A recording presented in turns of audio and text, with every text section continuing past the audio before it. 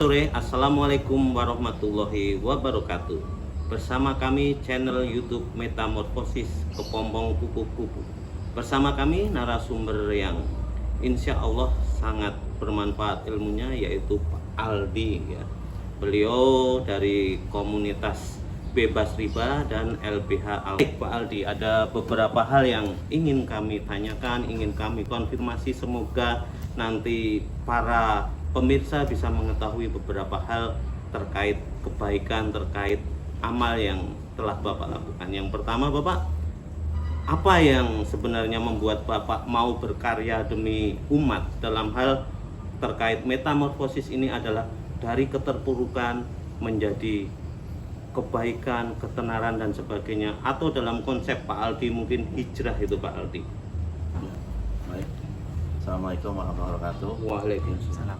Ya, perkenalkan, nama lengkap saya sebenarnya Giri Baldi Chandra. Saya lahir di Jakarta. Sejak umur 13 tahun dibawa orang tua ke negeri Paman Sam. Oh, Amerika. Sampai sana nyasar sampai 17 tahun. Dan terakhir karir saya di bidang properti. Jadi jual beli properti, jadi jual ya barang rongsokan lah kalau bahasanya sini ya. Rongsokan properti yang need fixer upper, kita benerin, kita jual. Bahkan itu awalnya sebenarnya tidak memakai ini ya, jasa perbankan. Awalnya ya bahasanya maklaran lah. Maklaran, terus kita tapi terus berkembang, akhirnya memerlukan pada saat itu memerlukan dana yang lebih, dan akhirnya kita memutuskan untuk memakai jasa perbankan tanpa mengetahui dampak dari riba itu sendiri. Itu sempat cepat berkembang terus sampai kita banyak punya puluhan properti. Dari segi bisnis tidak ada masalah, kita makin mau cash flow kita makin banyak. Tapi mungkin dari segi personal ya, yang saya belakangan memahami, ternyata ini dampaknya bisa ke pribadi juga, keluarga dan kesehatan juga. Kesehatan ya Pak. Sempat terganggu juga Pak. Iya, jadi terus saya pelajari lagi, saya Islam lebih dalam lagi. Salah satu ustadz yang saya dapat arahan itu adalah Syekh Imran Hussein. Ya, alhamdulillah beliau riba. Iya, level internasional ya, Pak. Dulu beliau di Amerika sudah puluhan tahun juga, terus hijrah ke Malaysia. Levelnya juga ini beliau ustadz di PBB, Perserikatan Mahasiswa. Iya, jadi dia bisa melihat bahwa kondisi sekarang ini memang kita umat Islam ditakdirkan oleh Allah untuk kalah. Baik. Tapi insya Allah ada waktunya bahwa Islam itu bangkit lagi.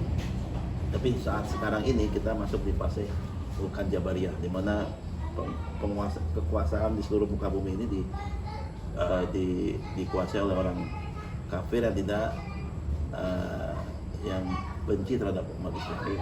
Bahasanya seperti itu. Jadi apa yang kita harus lakukan pada saat ini? Apakah kita kita menyerah, kita takut, apakah seperti kebanyakan Muslim sekarang ini yang ditindas di mana-mana. Tapi beliau dan beberapa ustadz lainnya menyarankan agar ia hijrah ke tempat yang lebih baik, hijrah dari segi ribanya ya. Tetapi segi dari ini juga dari tempat. Amerika ini adalah sulit untuk hijrah, pusatnya riba, bahasanya gitu, pusatnya riba. Jadi saya jual aset saya bisa saya jual, terus hijrah ke ini Sumatera Barat awalnya. Sumatera Barat. Iya, jadi mulai dari ada sedikit tabungan lah, cuman ya memang hijrah itu kan tidak mudah ya. Betul. Banyak kejadian-kejadian yang membuat saya itu ibaratnya kalau bahasa ininya mungkin dicuci oleh Allah. Alhamdulillah. Siap. dibersihkan dari dosa. harta-harta. Ya. Tapi alhamdulillah apa namanya ya dicuci itu bahasanya mungkin ditipu kiri kanan, ini orang macam-macam lah, bukan teman sendiri segala macam. Tapi alhamdulillah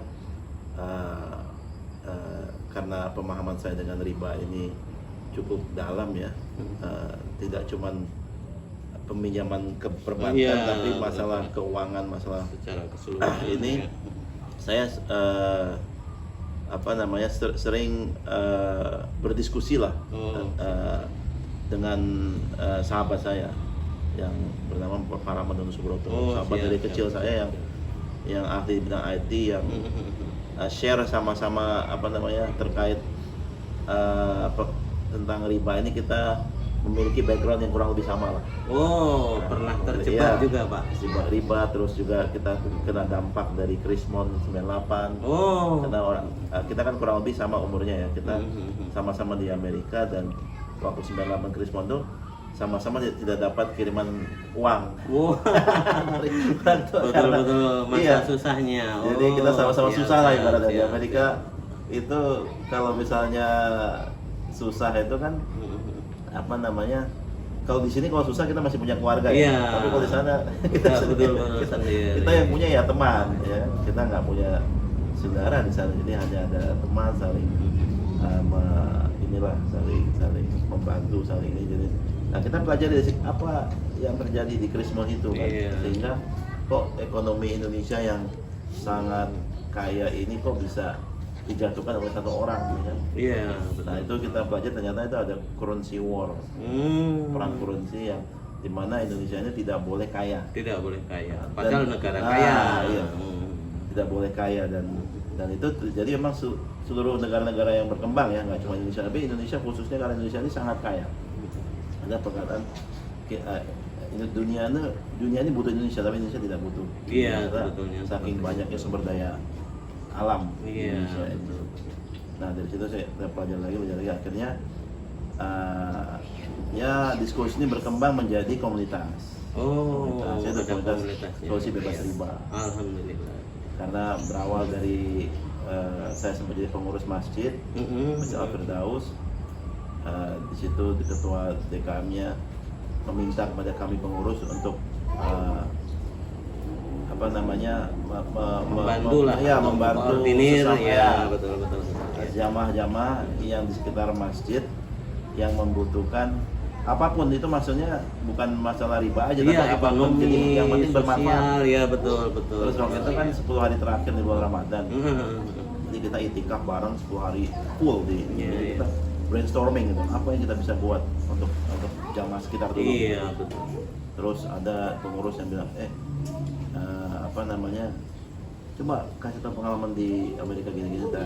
Itu jadi terkait riba itu baik gitu. Iya, Terus iya. oh saya punya tetangga ini yang jamaah sini juga yang terlilit riba sekarang, rumahnya mau dilelang gini-gini. Iya. Mungkin bisa sharing ke dia gimana cara bisa bebas riba gini.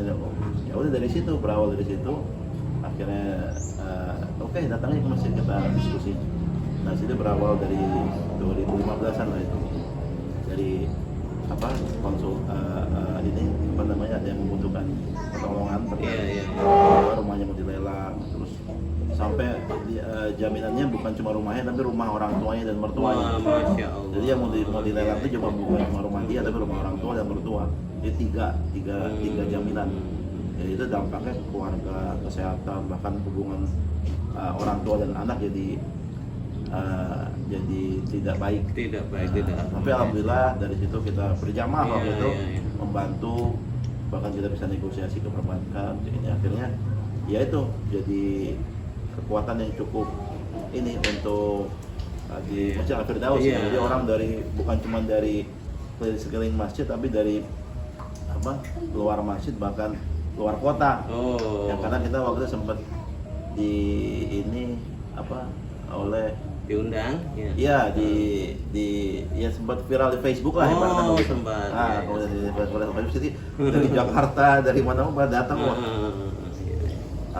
Jadi kita cukup viral waktu itu, terus bahkan banyak yang gimana nih solusinya, kita udah bebas tapi kita untuk hidup selanjutnya.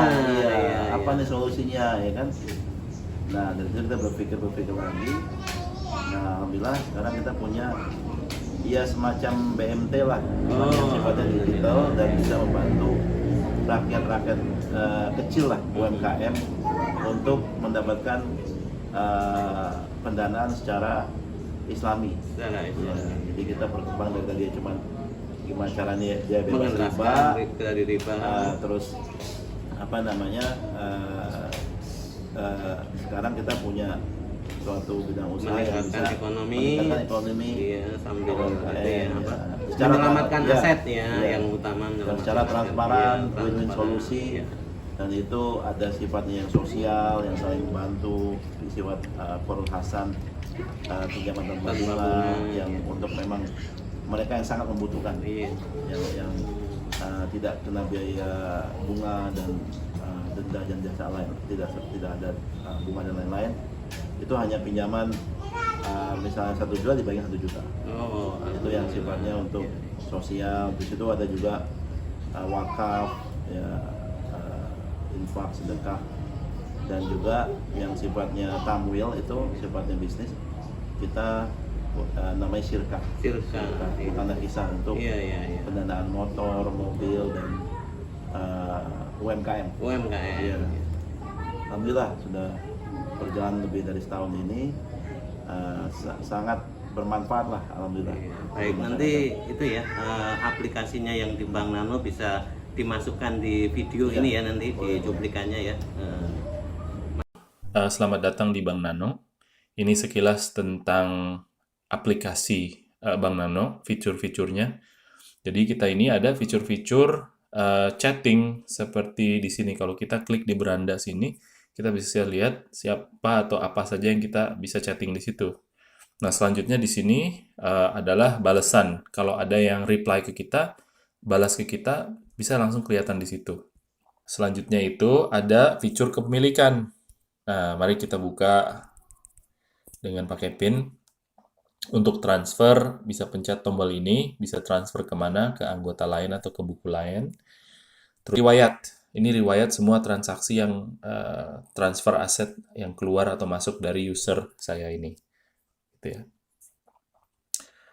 Terus bisa juga tukar aset. Ada instruksinya di situ bagaimana caranya tukar aset. Bisa juga isi dana dan tarik dana. Nah, selanjutnya itu fitur transparansi. Di sini aset-aset yang dimiliki oleh sesama member ada di sini semua. Kayak misalnya contoh aset emas. Kalau saya klik di sana, saya bisa ngelihat nih, ini emasnya tuh ada berapa banyak. Di sini 31,5 juta mikrogram ya. 1 mikrogram itu 1/1.000.000 gram ya. Jadi 1 gram itu 1 juta mikrogram ya. Nah, di sini ininya apa informasi tentang itunya.